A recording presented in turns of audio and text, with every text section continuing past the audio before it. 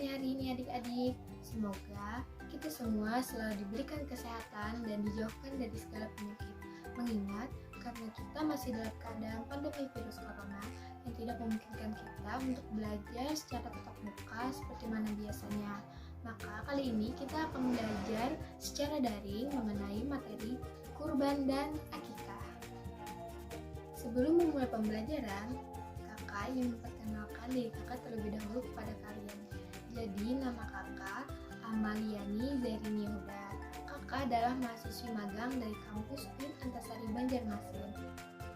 Nah, sebelum memulai pembelajaran, alangkah baiknya kita berdoa terlebih dahulu secara masing-masing dan jangan lupa sediakan alat tulis kalian untuk mencatat hal-hal penting yang ada di dalam video ini. Jadi jangan lupa dicatat ya dan tetap semangat. Pengertian kurban ialah pendekatan atau mendekatkan diri. Jadi secara istilah, kurban ialah menyembelih binatang ternak yang sudah memenuhi syarat pada hari raya Idul Adha atau pada tanggal 10 Zulhijjah atau pada hari-hari tasyrik yaitu tanggal 11, 12, 13 Zulhijjah semata-mata untuk beribadah dan mendekatkan diri kepada Allah Subhanahu wa taala. Nah, intinya kurban itu ialah ibadah untuk mendekatkan diri kepada Allah Subhanahu wa taala. Nah, kalian pernah nggak nih dengar kalau misalnya kita udah berkurban nanti kita di akhirat diberi kendaraan oleh Allah. Nah, siapa nih yang pernah dengar kayak gitu? Semoga nantinya kita dapat berkurban di tahun-tahun berikutnya. Amin.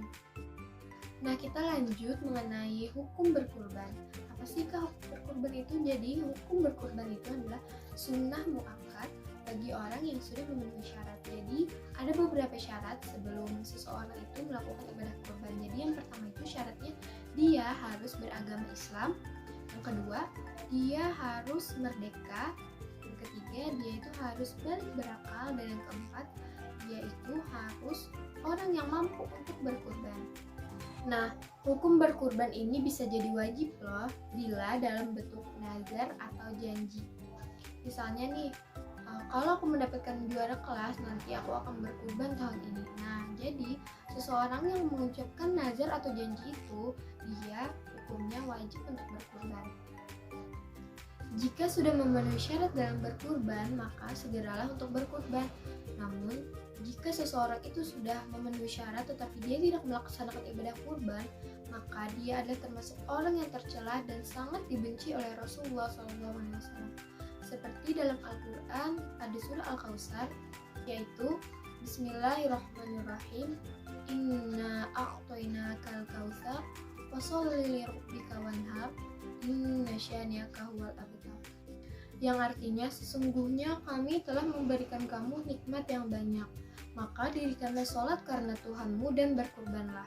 Sesungguhnya orang-orang yang membenci kamu ialah orang yang terputus. Kita lanjut mengenai sejarah singkat dari ibadah kurban.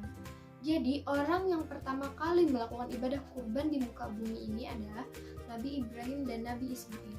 Kalian semua pasti pernah mendengar cerita dari dua nabi ini.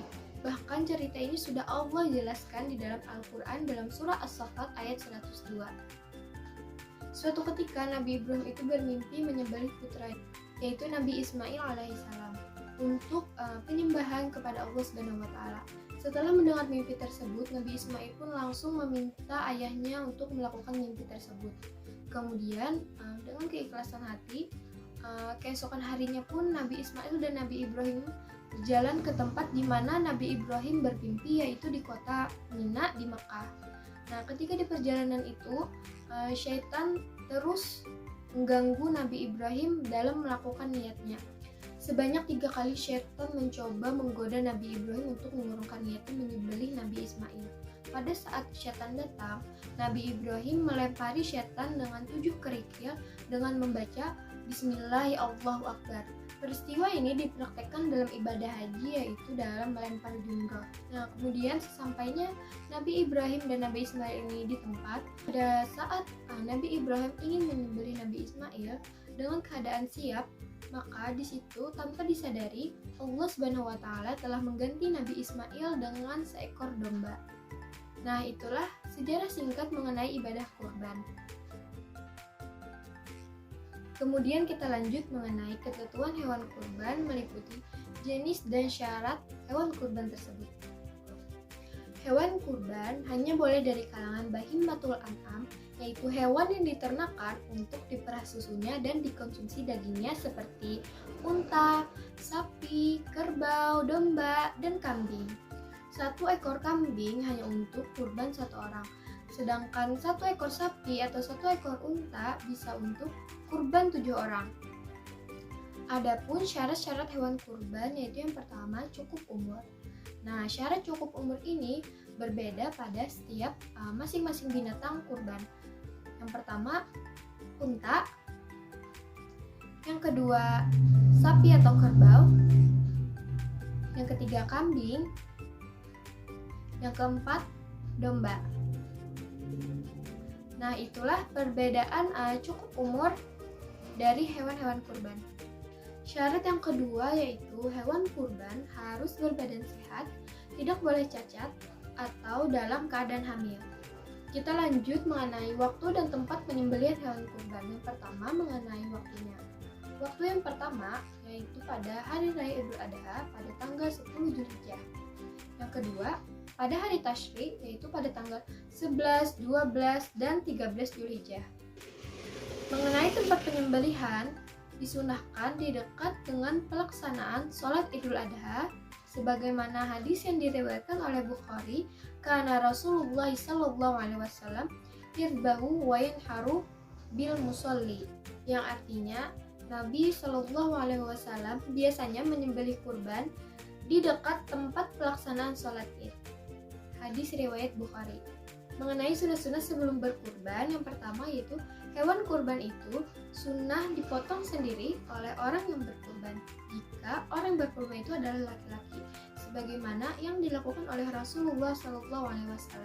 Kemudian sunnah yang kedua, disyariatkan bagi orang yang berkurban jika sudah memasuki bulan Zulhijjah, maka dia tidak boleh untuk memotong rambut dan kukunya sampai hewan kurbannya itu sudah disembelih.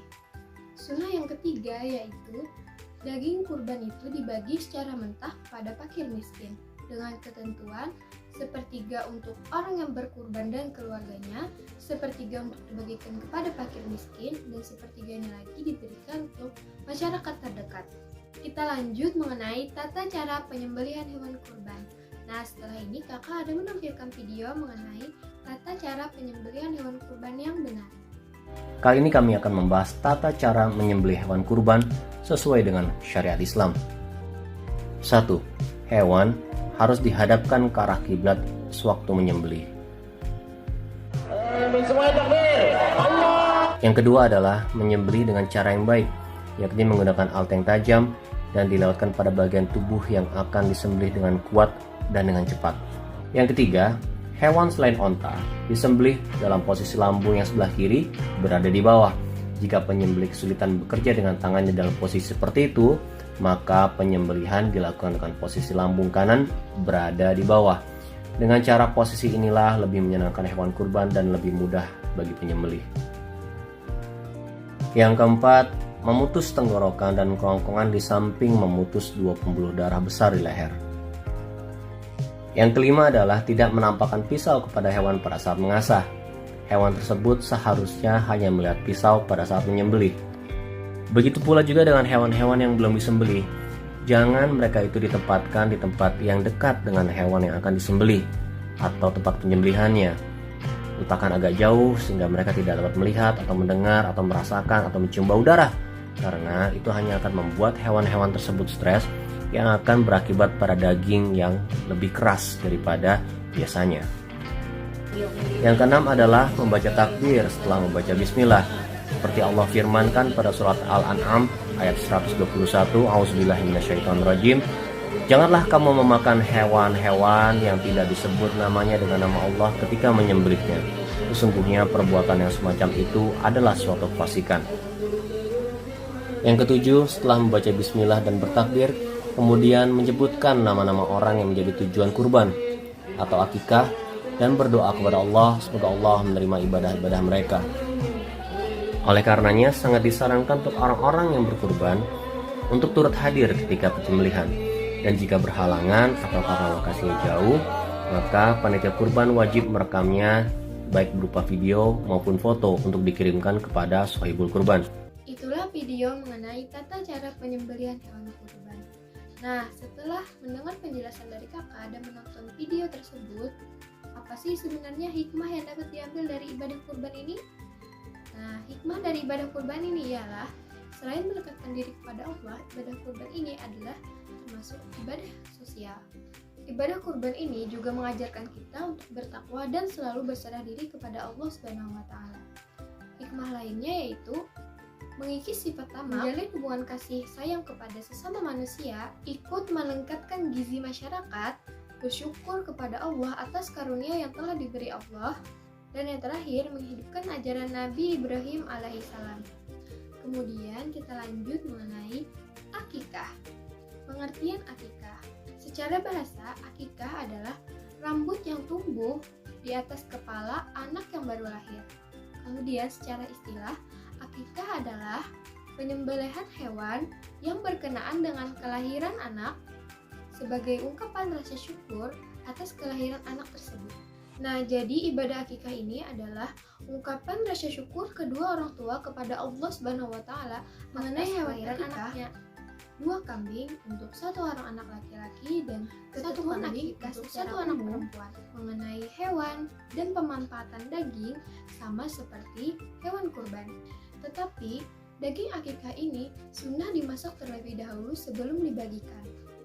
Dan waktu penyembelihannya pun pada 7 hari setelah anak lahir atau 14 hari setelah anak lahir atau pada hari ke-21 anak itu lahir. Kemudian kita lanjut mengenai hal-hal yang disyariatkan terkait akikah. Yang pertama, memberi nama yang baik kepada anak tersebut. Jadi biasanya ibadah akikah ini dibarengi juga dengan acara tasbiyah atau pemberian nama kepada anak.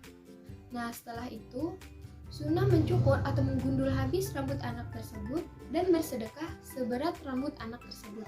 Nah, kemudian syariat yang terakhir yaitu mengoles kepala bayi dengan yang harum-harum. Kalau kita di sini biasanya disebut dengan betampung tawar. Nah, itulah hal-hal yang disyariatkan terkait dengan akikah.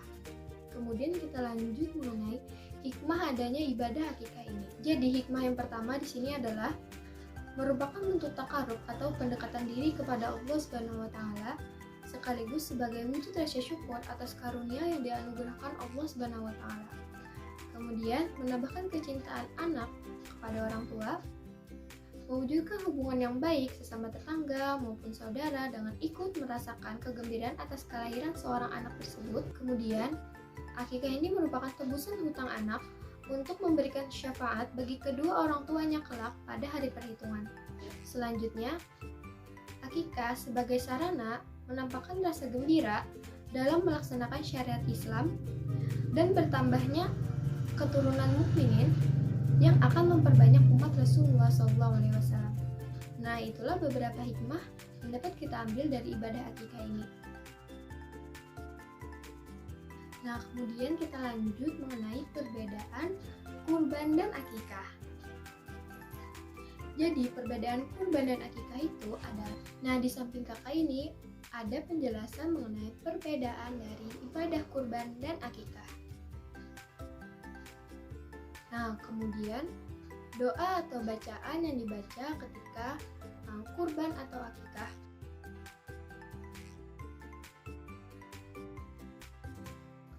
Itulah yang dapat kakak sampaikan mengenai materi ibadah kurban dan akikah. Semoga dapat bermanfaat bagi kalian semua. Kakak mohon maaf apabila kakak ada salah kata. Pesan kakak, selalu jaga kesehatan dan tetap semangat. Kakak akhiri, Assalamualaikum warahmatullahi wabarakatuh.